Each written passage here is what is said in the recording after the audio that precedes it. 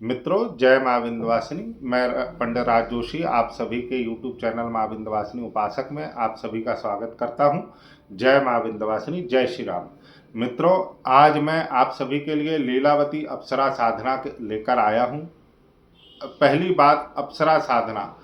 शास्त्रों में 108 अप्सराओं का वर्णन है। यह विशेष रूप से साधक की सहायता के लिए सभी प्रकार की अप्सराएं साथ देती हैं। हर साधक को, जो भी साधक किसी भी प्रकार की साधना में किसी प्रकार का कोई अनुभव या किसी प्रकार की साधना में सफलता प्राप्त नहीं कर पा रहा है, उसे सर्वप्रथम अप्सरा साधना अवश्य करनी चाहिए, क्योंकि ये प्रत्यक्षीकरण की साधना है और एकमात्र साधनाओं में से ऐसी साधनाएं हैं यह जो विशेष साधना है जो सामने बैठकर प्रत्यक्ष होती है। मतलब आपके सामने जो जिस अप्सरा की आप साधना कर रहे हैं वह आपके सामने सिद्ध होती है, ना कि मानस पटल पे दिखाई देगी, ना सपने में आएगी।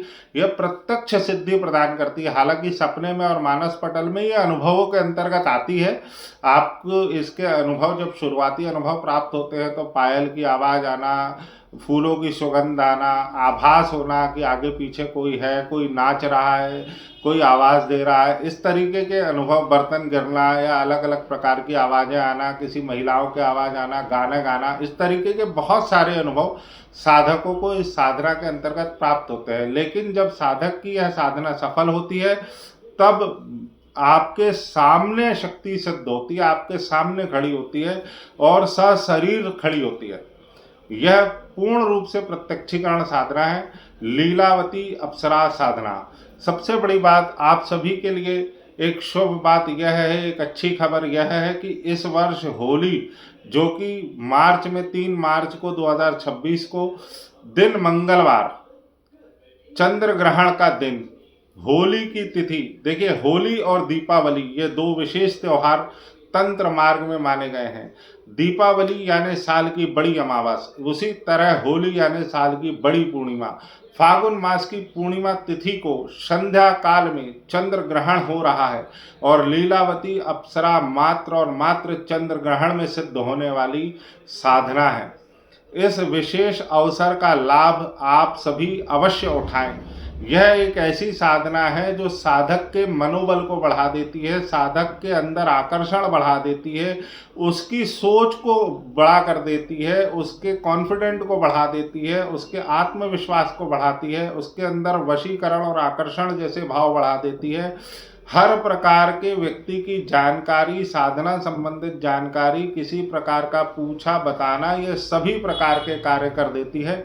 छोटे मोटे साधक के कार्य यह स्वयं ही कर देती है। भौतिक वस्तुओं की प्राप्ति कराना भी इसके अंतर्गत आता है। साथ ही इसकी सबसे अच्छी बात यह है कि इस साधना का कोई भी किसी भी तरीके का नुकसान नहीं है। यह साधक के धन के मार्गों को भी बढ़ाती है। पैसे कहीं रुके हुए हैं तो उसको निकालने के रास्ते खोजती है, आपको नए नए मार्ग बताती है, नए नए जगह से पैसे आपके पास आ सकें, ऐसी क्रियाएं बताती हैं। कई जगह यह भी देखा गया है कि ये गुप्त धन यानी गड़ा धन वगैरह भी बताने में बहुत सहायक सिद्ध होती हैं। इनकी साधना में सबसे अच्छी बात यह है कि अप्सरा दोनों ही रूपों में सिद्ध होती है। तामसिक भी कर सकते हैं, सात्विक भी कर सकते हैं, लेकिन तामसिक साधना के कुछ दुष्परिणाम देखने को मिल सकते हैं, पर सात्विक साधना कभी किसी भी तरीके से नुकसानदायक नहीं होती। यह हर साधक कर सकता है, चाहे वह पुरुष हो, स्त्री हो या ट्रांसजेंडर हो। हर साधक इस साधना को कर सकता है, हर प्रकार का व्यक्ति कर सकता है, इसमें कोई नुकसान नहीं होता। यह आप अपने घर पर कर सकते हैं, नदी किनारे कर सकते हैं, जंगल में कर सकते हैं, निर्जन स्थान, एकांत स्थान में कर सकते हैं, शिव मंदिर में कर सकते हैं, या पानी में खड़े होकर भी कर सकते हैं। इसमें मुख्य रूप से आपको स्फटिक की माला चाहिए होती है या कमलगट्टे की माला चाहिए होती है। स्फटिक की माला इसमें बहुत ज़्यादा साथ देती है, या फिर हकीक की माला से भी इसकी सिद्धि होती है। इसके अलावा इसमें दिशा, उत्तर दिशा का चयन करना होता है। उत्तर दिशा में साधक मुंह करके बैठता है। इसमें भगवती की अप्सरा की चौकी लगती है। चौकी में पीले वस्त्र, चमेली का फूल, चमेली की माला, इसके अलावा घी का दिया, कुछ मीठा भोग और जल, ये इतना इसमें विशेष रूप से होता है। इसमें अप्सरा यंत्र भी आपको आवश्यक है। अप्सरा यंत्र रखकर उसकी स्थापना होती है। उसको पंच अर्घ देना होता है। दूध दही घी शक्कर शहद से पंचाभिषेक जिसको अपन बोलते हैं वो करा जाता है। अप्सरा का आवाहन किया जाता है और यह ग्रहण काल में सिद्ध होने वाली साधना है। इस साधना के कोई दुष्परिणाम नहीं होते। ये हमेशा प्रेमी का रूप में सिद्ध होती है। चाहे आप वैवाहिक जीवन में ही क्यों ना हो, आप विवाहित होते हुए भी इसकी साधना कर सकते हैं। चाहे आप पुरुष हो या महिला हो, दोनों ही इसकी साधना कर सकते हैं। यह पति या पत्नी को कोई नुकसान नहीं पहुंचाती। ये इतनी अच्छी साधना है जो साधक की हर तरह से मदद करती है, हर प्रकार से साधक को सुख उत्पन्न कराती है। अपने साधक के सुख के लिए ये हर संभव प्रयास करती है। इसकी साधना में आपको गुलाब की माला, चमेली की माला रखनी होती है। दो दो मालाएं लगती हैं। इसके अलावा 2 गुलाब की माला, 2 चमेली की माला, इसके अलावा इत्र, 5 प्रकार का मीठा, जल और घी का दीपक, इतना ही चीज़ें चाहिए होती है। साधक को पीले वस्त्र पहनने होते हैं, स्फटिक की माला, पीला वस्त्र धारण करना होता है। आसन आप पीला चाहे जैसा भी आसन ले लें। उत्तर दिशा का मुख रहता है।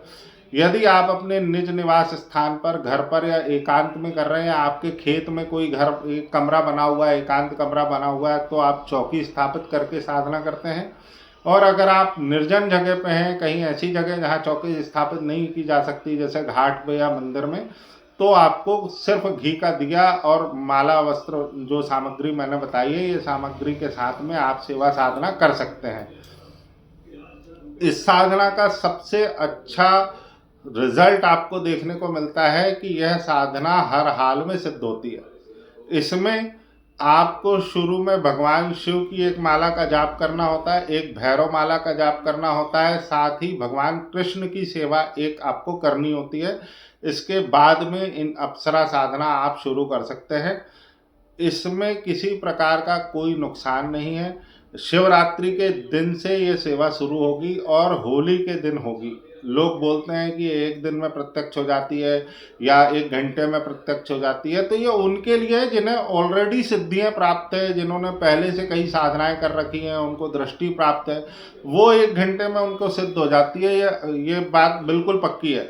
लेकिन जो नया साधक है या जिसकी दृष्टि नहीं खुली है या जिसको किसी प्रकार के कोई दर्शन नहीं हुए, कोई अनुभव नहीं हुए, जीरो से शुरू कर रहा है, उसको 1 दिन में कभी सिद्धि प्राप्त नहीं होती, कृपा प्राप्ति भी नहीं होती।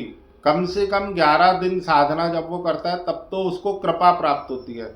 अप्सरा साधना का जो नियम होता है वो मैक्सिमम 125 दिन का होता है। 120 से 125 दिन की साधना होती है। जो विधि विधान गुरु नियम संयम आपको बताते हैं, उस नियम संयम से यदि आप करते हैं तो हर हाल में यह साधना 125 दिन में सिद्ध होती है और प्रत्यक्ष होती है।